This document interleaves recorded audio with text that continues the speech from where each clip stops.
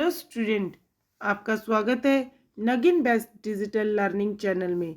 आज हम लेकर आए हैं क्लास 12th हिंदी बुक आरोह भाग 2 का गद्य खंड का चैप्टर 11 बाजार दर्शन।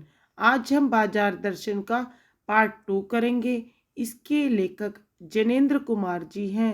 बाजार दर्शन श्री जैनेन्द्र कुमार जी द्वारा रचित एक महत्वपूर्ण निबंध है, जिसमें उन्होंने वैचारिकता और साहित्य सुलभ लालित्य का मणिकंचन संयोग देखा जा सकता है। यह निबंध उपभोक्तावाद एवं बाजारवाद की मूल अंतर वस्तु को समझाने में बेजोड़ है।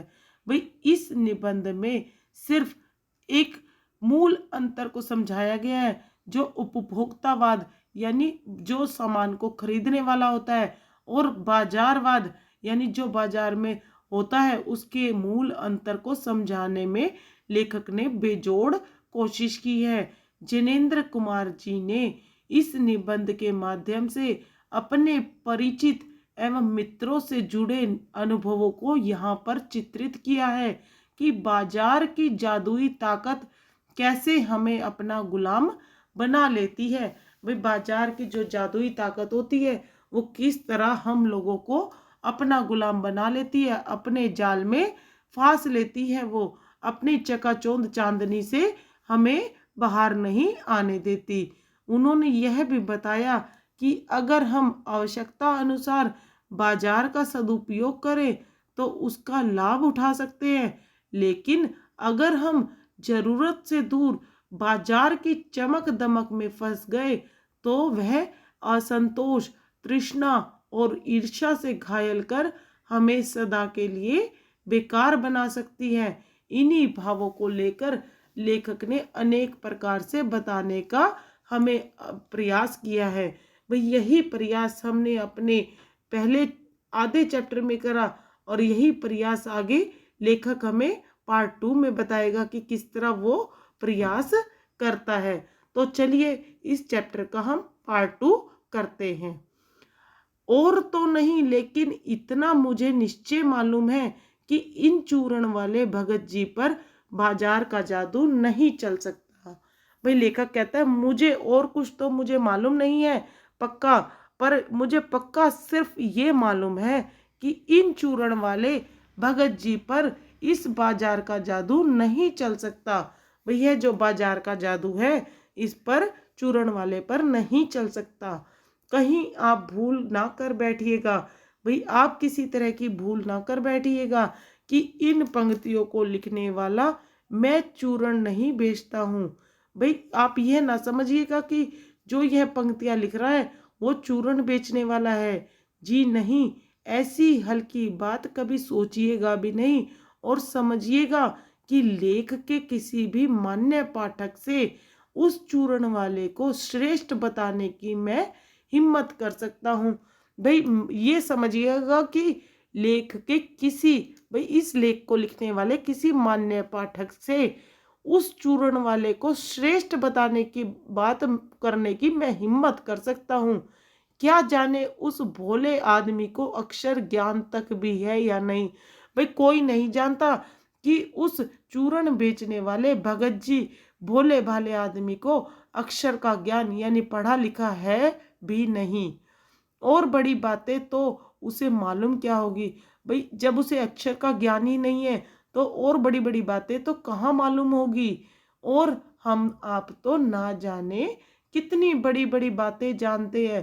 भाई, आप और हम लोग तो ना जाने बहुत बड़ी बड़ी बातें जानते हैं। इससे यह तो हो सकता है कि वह चूरण वाला भगत हम लोगों के सामने एकदम नाचीज आदमी हो। भाई, इससे यह तो एक बात साबित हो सकती है कि चूरण वाला जो भगत है हम लोगों के सामने, हम पैसे वाले लोगों के सामने एकदम नाचीज यानी उसका कोई महत्व छोटा आदमी हो सकता है।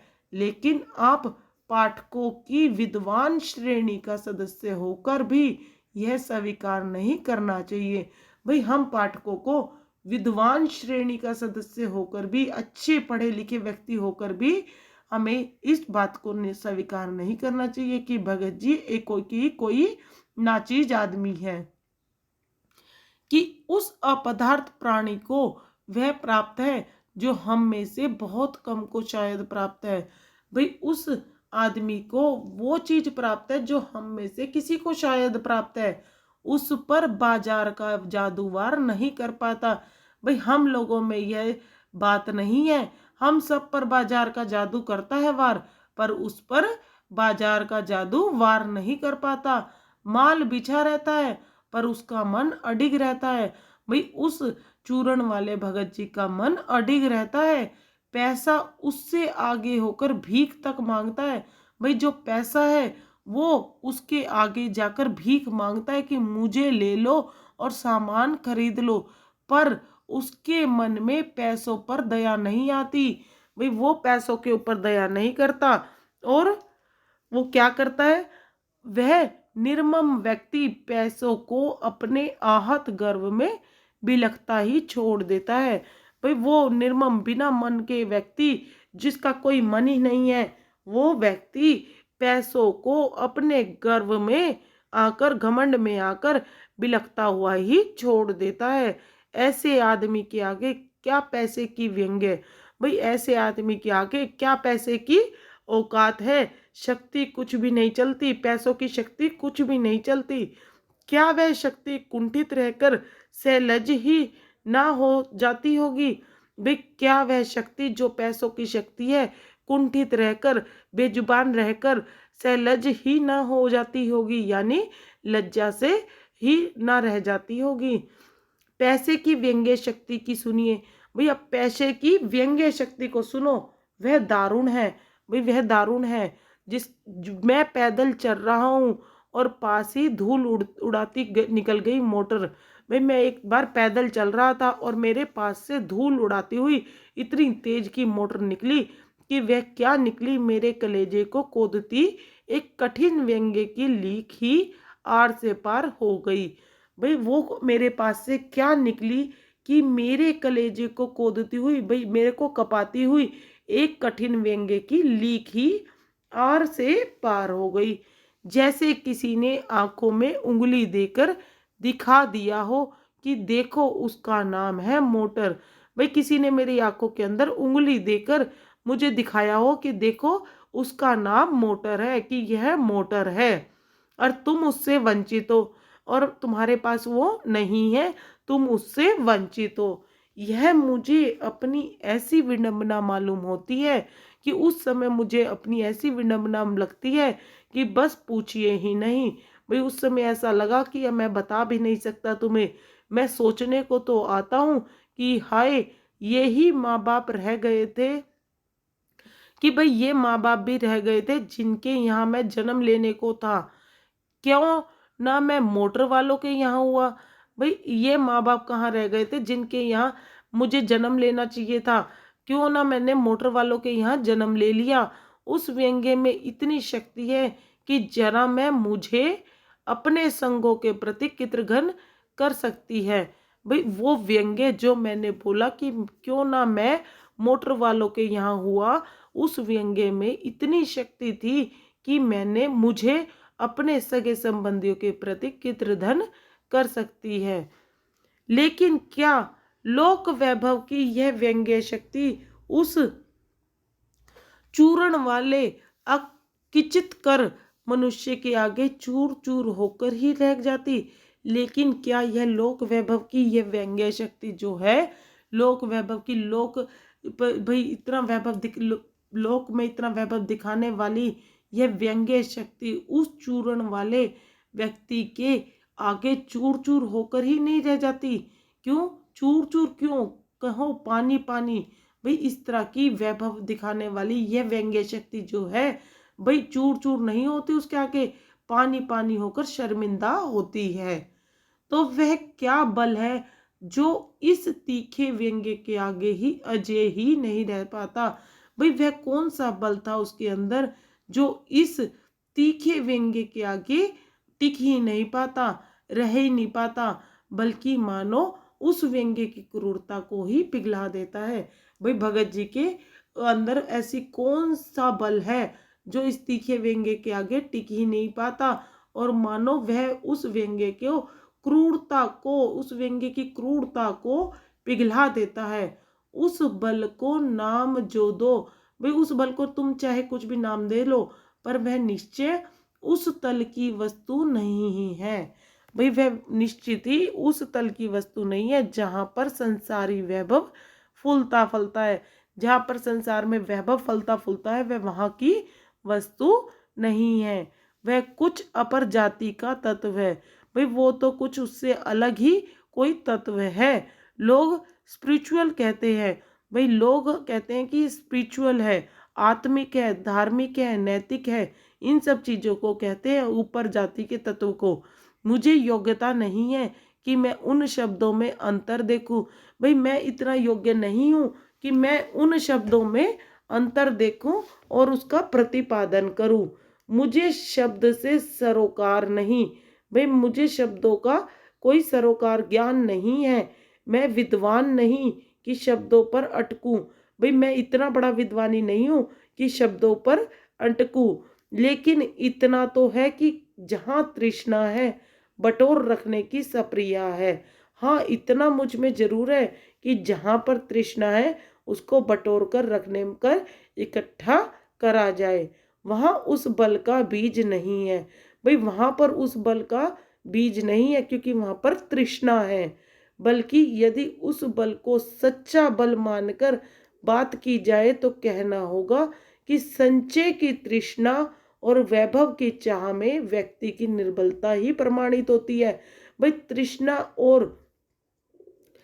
तृष्णा संचय की तृष्णा और वैभव की चाह में व्यक्ति की निर्बलता ही प्रमाणित होती है। उसकी तत्व नहीं उस बल का तत्व प्राप्त नहीं होता।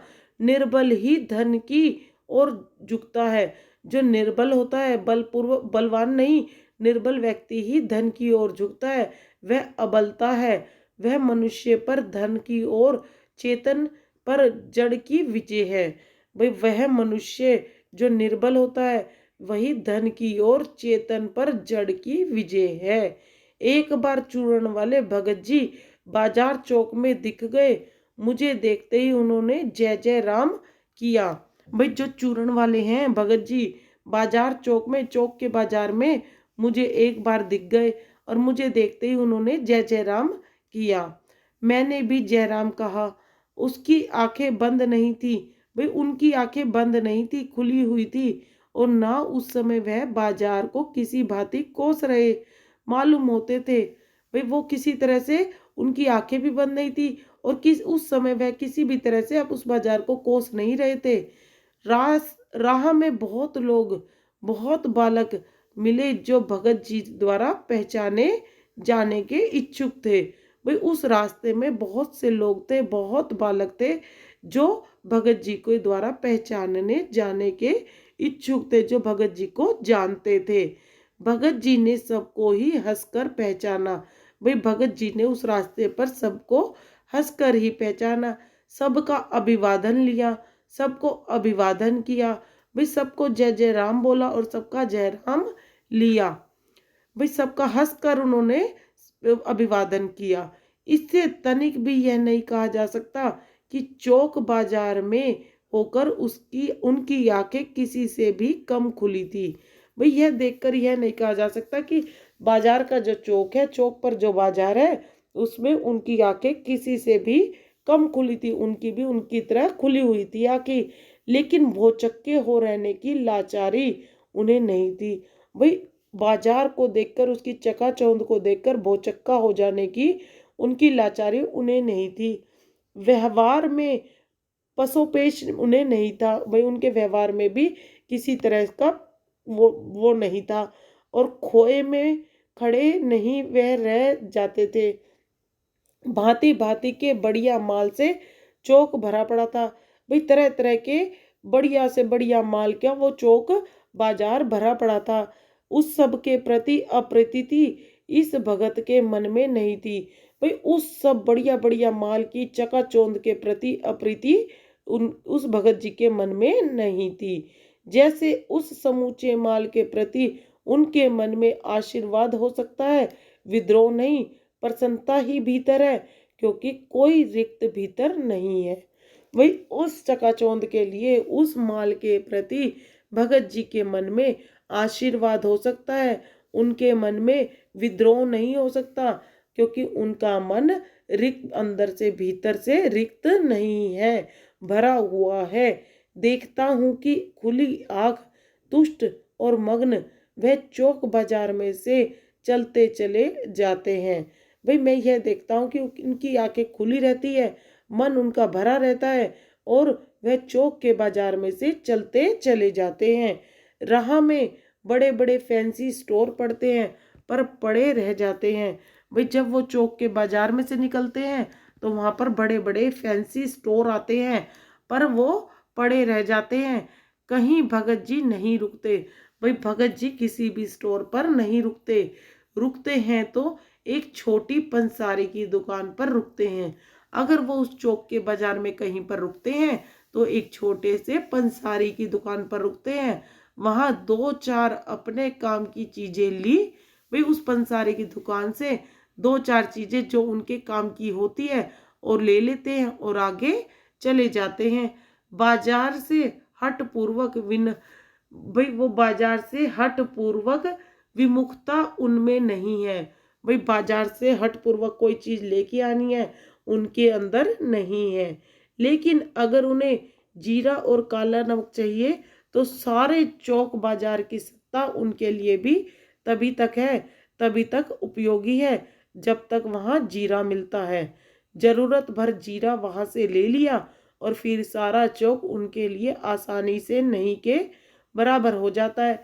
भाई उन्हें क्या, यहाँ क्या कहा गया है कि अगर उन्हें जीरा और काला नमक चाहिए तो सारे चौक के बाजार की सत्ता उनके लिए तभी तक है।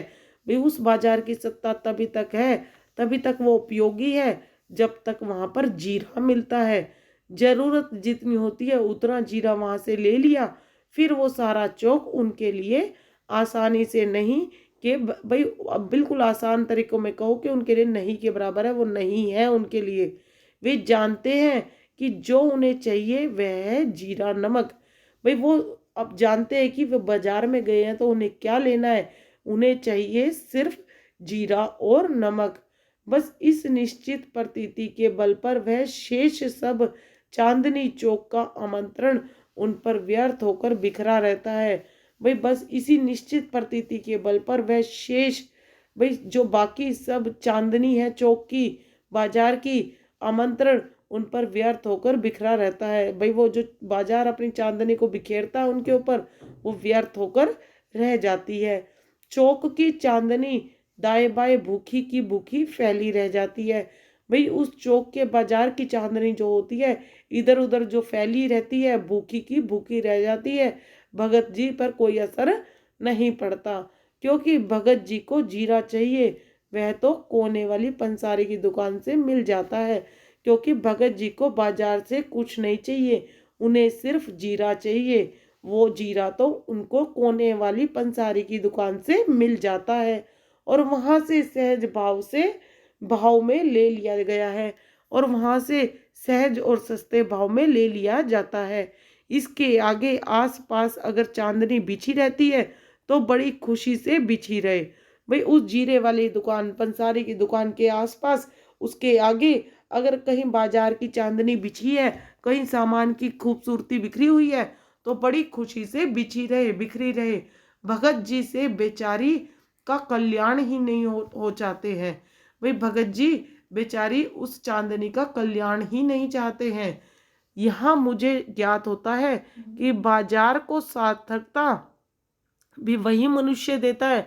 भाई लेखक कहता है कि मुझे इस बात का ज्ञात है कि बाजार को सार्थकता भी वही मनुष्य देता है जो जानता है कि वह क्या चाहता है, और जो नहीं जानता वे क्या चाहते हैं। अपनी परचेजिंग पावर के गर्भ में अपने पैसों से केवल एक विनाशक शक्ति, शैतानी शक्ति, व्यंग्य की शक्ति ही बाजार को देते हैं। भाई बाजार को सार्थकता वही मनुष्य देता है जो जानता है कि उसे बाजार जाकर क्या चाहिए, और जो नहीं जानता कि उसे बाजार से क्या चाहिए वो अपनी परचेजिंग पावर के गर्व में अपने पैसों से केवल एक विनाश की शक्ति, शैतानी शक्ति और व्यंग्य की शक्ति ही बाजार को देते हैं। ना तो वे बाजार से लाभ उठा सकते हैं, ना उस बाजार को सच्चा लाभ दे सकते हैं। भाई वो लोग जिन्हें अपना पता ही नहीं होता, वो नहीं जानते क्या लेना है, वो बाजार के का लाभ भी नहीं उठा सकते और ना उस बाजार को लाभ दे सकते हैं। वे लोग बाजार का बाजारूपन बढ़ाते हैं। भाई वो बाजार में जाकर उसको का बाजारूपन बढ़ाते हैं, यानी उसकी शोभा को नहीं बढ़ाते, केवल उसकी भीड़ को बढ़ाते हैं, जिसका मतलब है कि कपट बढ़ाते हैं। कपट की बढ़ती का अर्थ परस्पर में सद्भाव की घंटी। भाई कपट को बढ़ाते हैं और कपट की बढ़ती का अर्थ है कि परस्पर में सद्भाव की घटी। इस सद्भाव के ह्रास पर आदमी आपस में भाई भाई और सुहृद और पड़ोसी फिर रह ही नहीं जाते। भाई जो ये सद्भाव का ह्रास होता है, कपट की भावना के बढ़ने से आदमी आपस में भाई भाई नहीं रहता, प्रेम नहीं रहता और पड़ोसी फिर रह नहीं पाते आपस में, और आपस में कोरे ग्राहक और बेचक की तरह व्यवहार करते हैं। भाई और वो लोग आपस में एक ग्राहक और बेचक के रूप में व्यवहार करने लगते हैं, मानो दोनों एक दूसरे को ठगने की घात में हो। भाई ऐसा लगता है कि दोनों एक दूसरे के ठगने की, एक दूसरे से को ठगने, भाई ढकोसला ठगने की घात में बैठे हों। एक की हानि में दूसरे को अपना लाभ दिखता है। भाई उन दोनों में सद्भावना के ह्रास होने के बाद ऐसे लगता है कि वो एक की हानि होने में दूसरा अपना लाभ सोचता है, और यह बाजार का बल्कि इतिहास का सत्य माना जाता है। भाई यह बाजार का सत्य है और इतिहास का भी सत्य माना जाता है। ऐसे बाजार के बीच में लेकर लोगों में आवश्यकताओं का आदान प्रदान नहीं होता। भाई बाजारों के बीच में लोगों की आवश्यकताओं का आदान प्रदान नहीं होता, बल्कि शोषण होने लगता है। भाई बाजारों के बीच में इस तरह लोगों का शोषण होता है, तब कपट सफल होता है, निष्कपट शिकार होता है। भाई उस समय लोगों के कपट तो सफल हो जाता है, निष्कपट शिकार हो जाता है। ऐसे बाजार मानवता के लिए विडंबना है। जो ऐसे बाजार का पालन पोषण करता है, उसका शास्त्र बना हुआ है, वह अर्थशास्त्र सरासर औंधा है, वह मायावी शास्त्र है, वह अर्थशास्त्र अनीति शास्त्र है। भाई जो तब कपट सफल होता है और निष्कपट शिकार होता है। ऐसा जो बाजार होता है मानवता के लिए विडंबना है। जो ऐसे बाजार का पोषण करता है यानी उनको पालता है, उनका शास्त्र बना हुआ है। जो उनका शास्त्र बना हुआ है, जो बाजारों को पालता है, वह अर्थशास्त्र सरासर औंधा है, यानी उसका अर्थशास्त्र गलत है। वह मायावी शास्त्र है, उसका अर्थशास्त्र नहीं है, उसका उल्टा है मायावी शास्त्र। वह अर्थशास्त्र अनीति शास्त्र है।